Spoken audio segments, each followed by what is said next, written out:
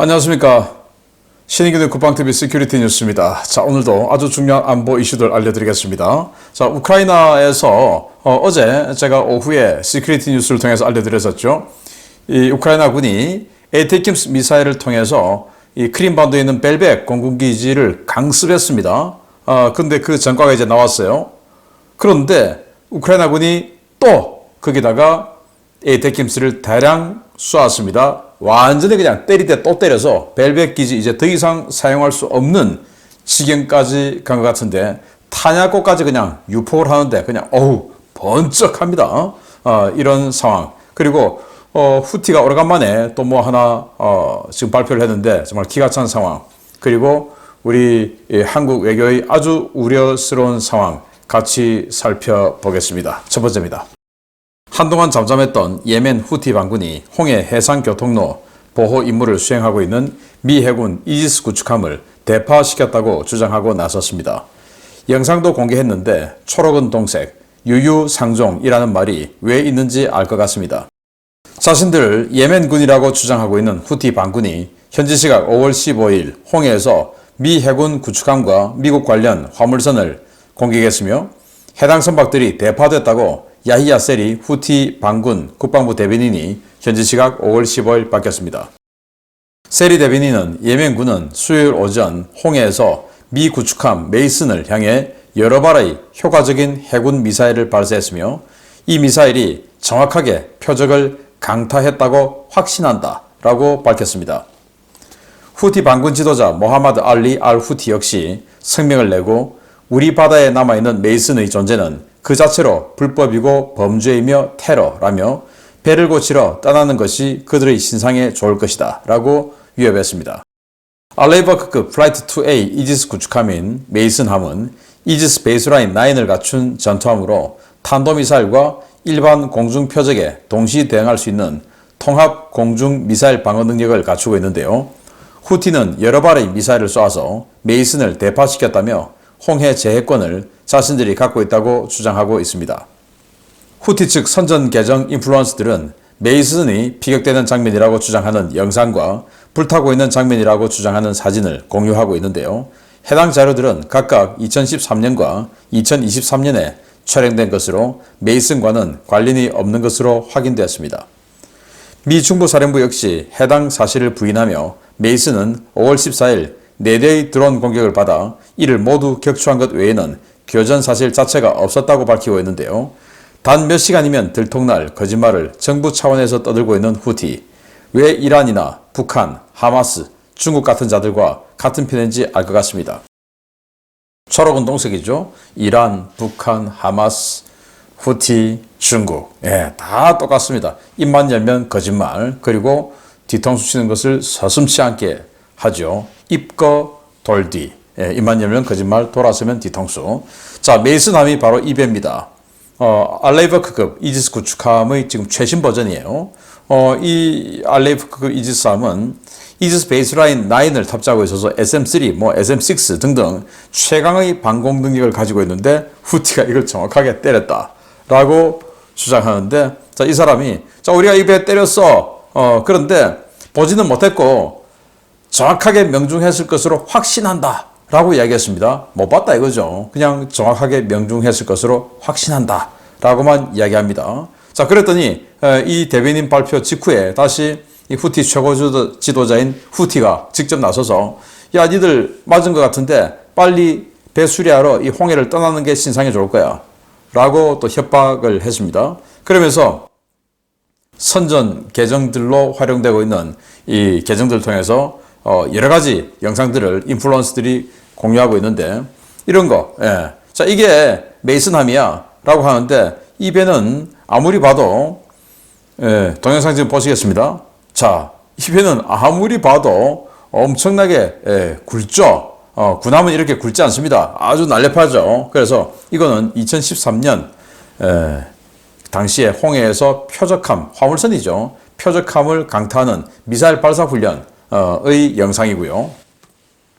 또 이게 불타고 있어 하고 올렸는데, 아니 뭐 선수하고 이거 보면 이 마스트도 없고 한 거 보면 마스트 조그만 거 하나 있죠. 이거 여객선이에요. 여객선. 2023년. 그러니까 불과 몇 개월 전에 이 불탔던 여객선입니다. 이런 걸 올리고는 미 이지스함이 파괴됐다라고 주장하는데 정말 거짓말하는 것을 서슴지 않는 자들 다 똑같이 지금 전 세계에 퍼져 있는데 그들을 추종하는 세력이 이 멀쩡한 대한민국의 절반 가까이 있다라는 희한한 상황이 벌어지고 있죠. 자, 이런 와중에 정말 우리 외교 이랬어야 되겠냐라는 생각을 한 번 더 해보는데 호주가 그 사례를 보여줍니다. 보겠습니다.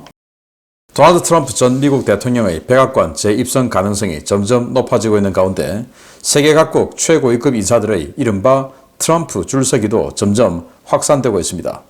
스캇 모리슨 전 호주 총리가 트럼프 전 대통령을 찾아 우정을 과시했는데 같은 날 한국 외교 당국은 또 전혀 다른 행보를 보여 빈축을 사고 있습니다. 총리 재임 시절 트럼프 당시 대통령과 긴밀한 우정을 과시하며 오커스 레짐을 출범시켰던 스캇 모리슨 전 호주 총리가 현지 시각 5월 14일 뉴욕 트럼프 타워를 방문해 트럼프 전 대통령과 환담했다고 5월 15일 밝혔습니다. 모리슨 전 총리는 자신의 SNS에 자신의 방미와 트럼프 예방 사실을 밝히며 그가 많이 바쁜 상황인데 오랜만에 다시 만나 얘기를 나눌 수 있어 기뻤다 라며 오커스와 중국, 대만 문제에 대한 이야기를 나눴다 라고 밝혔습니다. 이 자리에서 트럼프는 미국, 호주 동맹의 중요성, 미호 동맹의 친구인 아베 신조 전 일본 총리에 대한 이야기를 언급하며 아베 전 총리가 말했듯 우리는 자유롭고 개방된 인도태평양에 대해 진심이다 라고 여러 차례 강조했다고 모리슨 전 총리는 전했습니다. 각국의 트럼프 출석기가 점점 확대되고 있는 가운데 한국 외교당국은 트럼프 측과 접촉할 뜻이 없으며 부정적인 뜻만 지속적으로 전달하고 있다는 충격적인 발언을 내놓았습니다. 조현동 주미대사는 현지 시각 14일 특파원단 간담회를 열고 한미동맹은 미국 대선 결과와 무관하게 제도화된 협력의 연속선상에서 끊임없이 계속 강화될 것이라고 주장했습니다. 그는 트럼프 측에 대한 접촉이 미국 국내 정치에 대한 개입으로 여겨질 수 있어 신중하고 중립적으로 접근하고 있다라며 최근 트럼프 측에서 나온 주한미군 주둔 문제, 방위비 분담금 문제 등에 대해서는 한국 정부의 입장을 설명하고 정확한 인식을 전달하기 위해 노력하고 있다라고 밝혔습니다. 조 대사는 또 방위비 분담금에 대한 트럼프 전 대통령의 발언은 현재 바이든 행정부와 진행 중인 방위비 분담금 협상에 영향을 미치지 않을 것이라며 미국에서 정권 교체가 이루어지더라도 한미동맹은 바뀌는 것이 없을 것이라는 종전의 입장을 되풀이했습니다. 이는 한국 외교당국이 행정부를 막론하고 동맹국의 역할 확대를 요구하고 있는 미국의 대외 정책 변화를 전혀 읽지 못하고 있다는 것을 보여주는 또 하나의 증거인데요. 골든타임이 거의 끝나가는 지금 외교 안보 라인 전면 쇄신이 정말 시급해 보입니다. 네, 스캇 모리슨 전 호주 총리죠. 보수당, 지금 있는 이 좌파 정당의 패서 지금은 야인인데 다음 선거에 또 총리가 되고 싶은 생각이 있겠죠. 그래서 자신의 능력, 역할, 위상 등을 과시하기 위해서 왜 트럼프 전 대통령이 다시 대통령 될 것 같으니까 자 그러면 미국과 호주와 미국과의 관계를 강화시키기 위해서 내가 제일 책임자야 하는 것을 선거 때 어필할 필요가 있겠죠. 그러면서 내가 다시 총리로 복귀하면 이러하게 잘 지냅시다 라는 또 내가 선거할 때 뭐 조금 이 지원구 좀 날려주세요 라는 뭐 이런 입장에서 방미했겠죠. 그래서 자신의 SNS에 이렇게 올렸는데 자, 이 보면 뭐 아베 신조, our friend 신조 아베 이런 이야기도 있어요. 그래서 트럼프 전 대통령이 아베 신조 지금 이 세상에 없지 않습니까? 굉장히 뭔가 자신의 기억 속에 아주 프렌들리하게 남아있나 봅니다. 골프도 치고 뭐 골프 치면서 아베 신조 전 총리가 이 벙커에서 벙커샷을 하다가 뭐 넘어지고 뭐 그걸 이제 뭐 그런 등등 굉장히 에피소드가 많았죠. 뭐 그런 것 같아요. 자, 그러면서 미국, 일본, 호주, 대만 이런 이야기를 합니다. 어디에도 한국은 없어요. 자, 이 스캇 모리슨 총리는 이 보수당의 수장으로서 총리를 하면서 이 쿼드, 그러니까 당시에는 이제 미국, 일본, 호주, 인도 이렇게 해서 쿼드 레짐을 트럼프와 함께 진행을 해왔다가 그리고는 이 호주가 핵 잠수함을 만들어서 이 중국을 압박해주는 뭐 또 미국의 역할을 어느 정도 대신해주는 이런 오커스, 영국까지 가세한 오커스 레짐을 세팅을 다 해놨어요. 코드를 출범시켰고 오커스 세팅을 다 하고는 선거에 져서 이제 야인이 됐고 그 다음 지금 이 좌파 정부가 그 오커스를 출범시켰죠. 세팅은 이 스캇 모리슨이 다 했습니다. 자, 이런 인사가 제가 거듭 말씀드리지만 총리급, 대통령급, 전현직 총리 대통령급 이런 사람들이 계속 지금 트럼프 전 대통령을 방문하고 있어요. 그래서 우리나라 뭐하냐라고 했더니 우리나라는 뭐라고 합니까? 지금은 바이든 정부인데 트럼프 전 대통령을 만나러 가는 것은 선거 개입이다. 이런 말도 안 되는 그런 무책임한 발언을 내놓고 그리고 지금은 바이든 정부니까 그런 짓 하면 안 된다 라고 얘기해요. 무슨 뭐 교과서 읽습니까? 그렇게 교과서만 읽을 것 같으면 그 자리에 뭐 하랬습니까? 그냥 로봇 하나 갖다 놓고 그냥 로봇이 다 처리하도록 하죠. 이런 와중에 공격을 덜 받기 위해서 주미 대사는 미국에 가 있는 특파원들 많이 있지 않겠습니까? 각 언론사들. 미국에 특파원 정도 보낼 정도 언론 같으면 제법 규모가 있는 언론이 되겠죠? 그 특파원들 다 모아놓고 간담회를 합니다. 그러면서 계속 했던 말 또 해요. 방위분담금 그거 트럼프로 정권교체가 되더라도 지금 우리가 협상하는 거 영향이 없다 라고 이야기하는데 아니 그걸 우리가 정합니까? 미국이 정하지? 희한한 소리를 하고 있어요. 영향이 없도록 최선을 다하겠다. 걱정하지 마라. 노력하고 있다. 이렇게 얘기하지. 영향 없다. 라고 자기가 무슨 뭐 트럼프 상전입니까? 이따위 소리를 하고 있어요. 그래서 제가 이 사람 어떤 사람이냐 하고 프로필을 보니까 이 사람이 과거에 외교부 1차관을 했는데 1차관 당시 그 바이든 정부 초창기 그리고 이 정부 초창기 때 인도 태평양 경제 프레임워크 이런 이야기가 있었는데 요즘 쏙 들어가고 없죠. 그냥 디커플링, 디리스킹 이야기만 있는데 처음에 이런 거 하려고 했었어요. 그런데 여기에 참여하면서 중국과 갈등을 겪을 가능성에 관해서는 동의하지 않는다. 아니 중국을 경제적으로 완전히 그냥 고사시켜버리려고 하는 이 인도태평양 경제 프레임워크 여기 우리가 참여하는데 그거 그렇다고 중국과 갈등을 겪지 않을 것이라고 생각한다라는 황당한 이야기였어요.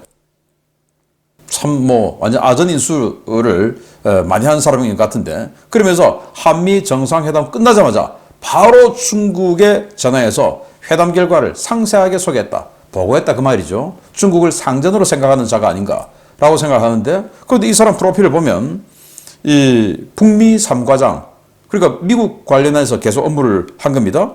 그 이명박 정부 때도 청와대에서 근무를 했고 그래서 당시 청와대 대외전략기획관을 했던 김태효 성균관대 교수가 당시 젊은 나이에도 불구하고 이명박 정부의 외교 안보를 그냥 다 틀어쥐었었다라고 그때 이야기들이 많았었죠.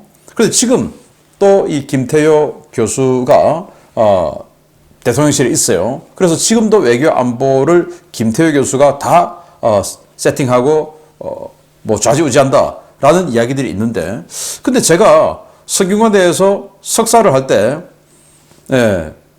그 교수님이었어요. 그때 제가 보았던 그 김태효 교수는 정말 한미동맹의 완전히 신봉자라고 생각될 정도로, 굉장히 그 한미동맹을 중요하게 생각하는 분이었어요. 그리고 제가 이제, 박사 과정을 할 때, 제 지도 교수께서 뉴라이트, 계열의 교수님이었는데 암으로 그냥 그 재직 중에 돌아가셨어요. 그래서 당신하고는 김태효 교수 말고는 우리 학교에 지도교수 할 만한 분이 없으니까 김태효 교수를 지도교수 하는 게 어떻겠냐라고 많은 사람들이 저에게 조언을 했었는데 당시 김태효 교수가 청와대에 있는 바람에 언제 돌아올지 모르니까 정권은 그때 많이 남았었고 그래서 제가 지도교수를 못했던 못 모셨던 이런 경험이 있는데 그때 제 기억으로는 정말 한미동맹을 어마어마하게 중요하게 생각한다 라고 생각됐는데 지금 이 중국과의 교류를 더 중요하게 생각한다? 야, 저로서 믿기 힘든 이런 결과가 펼쳐져 있는데 도대체 대통령실에 어떤 자들이 어떻게 세력을 얻어가고 있는지 정말 궁금하기 이를 데 없습니다. 이런 자들 빨리 속아내야 됩니다. 다음입니다. 우크라이나가 이틀 연속으로 러시아 공군기지를 미사일로 공격했습니다.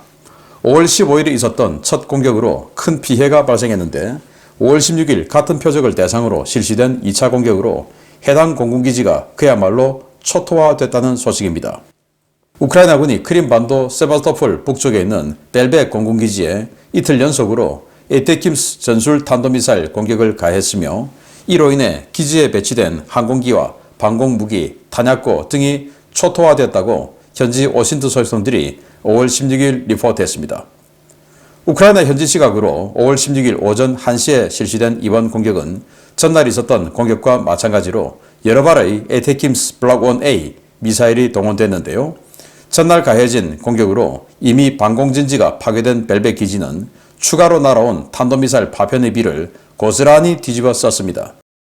러시아군 제38 항공연대가 주둔하고 있는 벨벳 기지는 15일 새벽의 공격으로 미그 31BM 전투기 1대, 수호 27 전투기 3대, S-400 방공 시스템의 발사 차량과 레이더 차량 각각 1대 등이 파괴되는 피해를 입었는데요. 16일 추가 공격은 이 기지의 방공 시스템이 제거된 틈을 노렸습니다. 우크라이나군의 탄도미사일 공격은 벨벳 기지의 항공기 주기장과 탄약고가 있는 곳을 노렸는데요. 16일 새벽에는 전날 새벽보다 더 큰 폭발과 화재가 관측되었고 이는 나사 화재 감시 위성에도 고스란히 잡혔습니다. 러시아는 전날 미하일 라즈보자예프 세바스토폴 시장이 방공군이 흑해 상공과 벨벳 공군기지 상공에서 10발의 에이테킴스를 모두 요격해 전혀 피해가 발생하지 않았다라고 주장했는데요. 이들의 주장과 달리 벨벳 기지는 이틀 동안 최소 5발 이상의 미사일에 피격돼 문자 그대로 초토화되었습니다. 우크라이나의 이러한 미사일 공격은 최근 크게 증가한 미국의 에이테킴스 공여량 덕분에 가능했는데요. 에이테킴스를 막을 수 없는 러시아군, 이제 크림반도에서 슬슬 떠날 준비를 해야 할 것 같습니다. 네, 때린데 또 때렸다. 때리는데 또 때리면 더 아프겠죠. 맞은데 또 맞으면 멍이 들어있는데 거기다 또 때리면 얼마나 아프겠습니까? 그만큼 완전히 이제는 기지 기능을 상실할 만큼 초토화됐다 이 말입니다. 이 크림반도 세바스토폴 바로 북쪽에 있는 벨벳 공군기지인데 여기가 15일 타격받고 그리고 16일 타격받았어요. 15일 타격받았을 때 킨잘 미사일을 발사하는 플랫폼이죠. 미그 31BM 전투기 1대 파괴됐고 수호 27 전투기 3대가 파괴됐어요. 그와 함께 아주 중요한 자산이 5월 15일 첫날 공격에 파괴된 것으로 보이는데 바로 이 사진이 소방관에 의해서 인터넷에 공개가 됐습니다. 자, 여기에 뭔가가 불에 타서 완전히 그냥 박살난 거 불 끄고 있는 장면 보이죠? 이걸 소방관이 올렸어요. 저는 이 소방관이 이걸 왜 올렸는지 모르겠는데 굉장히 중요한 사진인데 S-400 러시아가 가지고 있는 최강의 지대공 미사일 시스템인 S-400 레이더 지대공 미사일 시스템의 레이더 차량이에요. 사격 통제 레이더. 이거 없으면 쏠 수 없죠. 이때 이제 발사 차량 1대 그리고 이 레이더 통제, 이 사격 통제 레이더 1대 이 2대가 파괴됐다는데 발사 차량이야. 이거 없어도 다른 발사 차량하고 쏘면 되죠. 그런데 이 레이더 이거 없으면 아무것도 못하는 겁니다. 그래서 이 포대는 무력화되어 버린 겁니다.